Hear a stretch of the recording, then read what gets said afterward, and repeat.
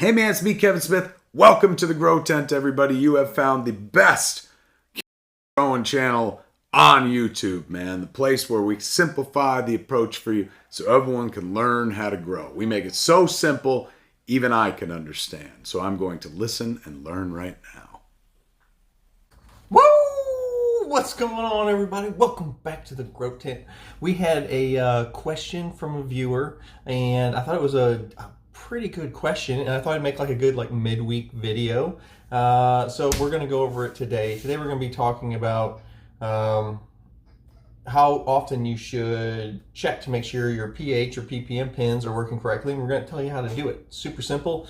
It's a very easy product you can use to test and make sure, and it's one of these things that you really should check pretty often to make sure it's correct, because if it's not and you think it is and it's wrong, it can make a huge difference in your garden, and it could also make a huge difference of oh, my plants are yellowing, I can't figure out what's going on, and it could just be a simple little fix with one of your pieces of equipment, and today we're going to talk about it. But first, as always, it's the intro. It's everybody's favorite part. Woo! I know. Guys, we got a big video coming out this weekend. It's our very first contest plant video. So we're going to be watching that. We're going to be looking over a bunch of people's gardens because we're done with seedling. We're through a week of veg. I'm super excited. So this weekend, everybody remember, make sure you get your pictures in on Thursday, because I start pulling a bunch of the pictures on Thursday, and then the video will probably come out, I would say, Sunday, because I think I have something going on Saturday. So make sure you watch this weekend, and make sure you get your pictures in if you're in the contest. If you're not, just come check out what's going on. Also, guys, if you haven't joined the Patreon yet, there is no better time than right now. The next 3 months in a row, we got 3 gigantic drops happening, and you don't want to miss out on it. What else? Everybody, if you haven't bought a light or a tent, or you need some new stuff or anything like that, remember to check out the main sponsor of the channel. It is Mars Hydro right there. And if you want an extra discount when you check out, use code WTTGT at checkout and get you to save some money. Also, if you still want to hang out with me whenever I'm not on YouTube, you can check out my Instagram. It's right there. All right, let's get today's episode started. We're going to be going over some pretty cool stuff on how to use your ppm and pH pins correctly and to make sure they are working correctly. All right, let's go. Woo! All right, we're back. Enough punching the screen.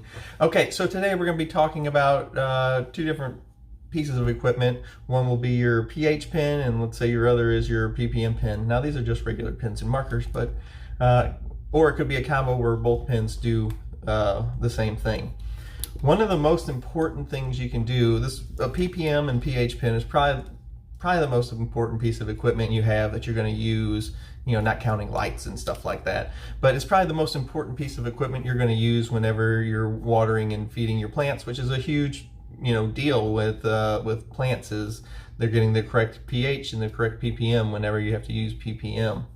And today we're going to be talking about a couple different things that you need to get to make sure that your pins are working correctly, because these things can go a little offline if you ever drop them. The batteries are getting low. The batteries could be starting to get low and the pin can still work and you think it's correct, but if the batteries are low, the number that they show you can be off, so that the number they're telling you is freaking worthless.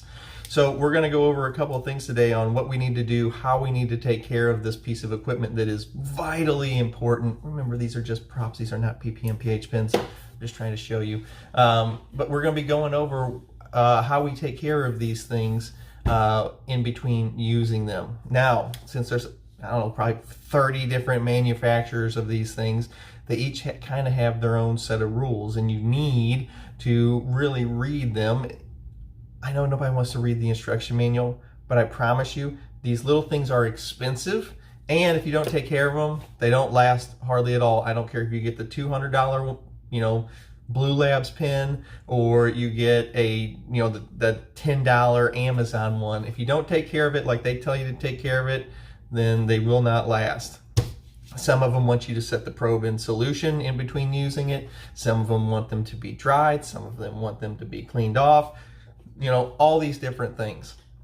But the biggest thing is we're going to be talking about how to properly check that your ppm pins are calibrated correctly. So first we'll talk about pH Everybody knows you got your pH up and you got your pH down. What if I told you there was another pH solution that you probably didn't know about? And they look something like this right here. And what you'll see is this is a bottle that is for checking that your pH pin is working correctly. So as you can see on the bottle, it will have a number with what it is exactly. So what you will do with this product is you will take your one that says like pH is 4.0, or the one I have at my house is 7.01 pH solution. And this is a solution that you will use to check. So you will just pour some of that solution into a shot glass, enough to cover up your probe so it doesn't take too much, maybe like an inch or two of this solution. And you will pour it into a shot glass. Then you will take your ppm pen and you will just set it into the solution. And if it reads anything other than what it says on the bottle, you know your pH pin needs to be calibrated. And so if my pH solution, like this one right here, I don't remember if it says 4.0 or 7.0 or whatever, if this pin right here says 6.6, we know our pin is off on calibration. So where we thought we were good with 6.6, we're like, okay, great, that's a great pH. What it's really reading is 7. So that tells us that we need to calibrate our pH pin. And how you will do that will depend on the pin that you have. Some of them, there's a little dial you have to turn. Some of them you have to go into an options menu and press 2 buttons at one time. Then you can move what the reading it's currently seeing in the tub or in the solution actually is, and you will set it to that. Once again, we have to read the manual depending on which pin you have. Some of them are just cheap and just got a little dial. You like open the cap and you're like, okay, this solution says 6.6, but I know that the solution is actually 7.0. It's called a calibration fluid. And I will just turn the little dial that's in here with maybe like a little screwdriver, whatever it has with the pin, and I will turn it till that says 7, so that the next time you put this in here, it says 7. And you're like, okay, perfect, the pin is calibrated. Okay, when do I need to do this? I do this 1 time per month. So you can see these big bottles of fluid you're gonna get are gonna last a while.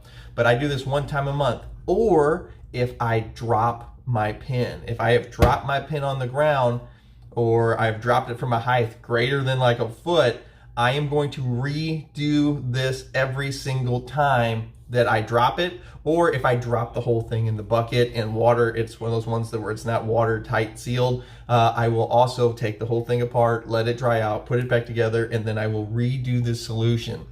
But just by dropping them, you can make them go all crazy and wacky on the inside, and they won't be calibrated anymore. So anytime you take a drop, or it's once a month, or the batteries have started to go low, put new batteries in it, recalibrate it. So we're going to do the same thing. Let's say you don't have your pH pin, or your pH and your ppm pin are the same pin. We're going to do the exact same thing once a month, anytime we put new batteries in it, or anytime we've dropped it or submerged it, whenever if it's a pin that can't be submerged. Because some of them you can just throw them in the water, they float, or you tie them on the side and they don't care. But some of them do, especially the cheaper ones. They do not want to be submerged in water.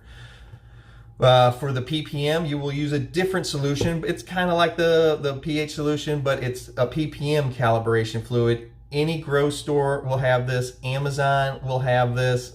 It's really easy to find. It's just a ppm or TC calibration fluid, whichever method you use. And instead of saying 7.0 or 4.0 like the pH did, this one will give you a random number. And it's, when I say random, I mean random. Someone's like, oh, this calibration fluid is 752. Or the one I have, this calibration fluid is 1352 is the exact calibration. So if I put my pin in there, into a shot glass, same as before, a clean shot glass, very important. Your shot glass or your cup or whatever you're going to be, it has to be clean. Don't use a dirty one. You're like, oh, I wiped it out. No, you're ruining it. So put it into the solution. If it reads anything besides what's written on the front of the bottle, why is this like crazy thing on the end of here? Piece of dust. If it reads anything, then we go through the exact same thing based on what it says in your owner's manual. So if it says, if it's supposed to be reading 1352 and it's reading 700, then we know we need to adjust this. And we do it the exact same way.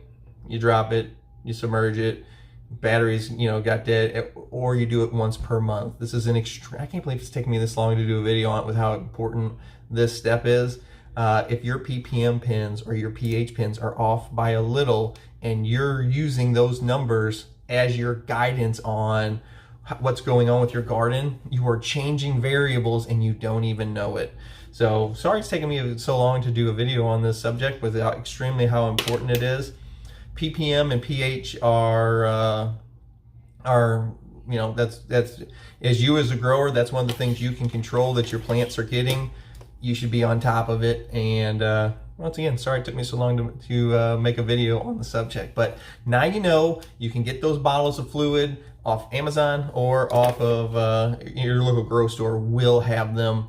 They usually sit right next to the pH. If they don't have them there, sometimes they have them behind the counter. They're not too pricey. It's like buying bottles of pH up and pH down, so they're not too pricey, and you don't need a ton of it because when you're pouring it out, you just need enough to get the probes in it, and then you're set. All right, guys. I hope everybody has a fantastic week. Remember to get your pictures in for the contest. First contest video is dropping this weekend, which will probably demonetize the channel again for showing plants. But hey, you know what? They monetized my channel. I still ain't turned ads on yet. Hell with it. All right. I'll see you guys later. GT out.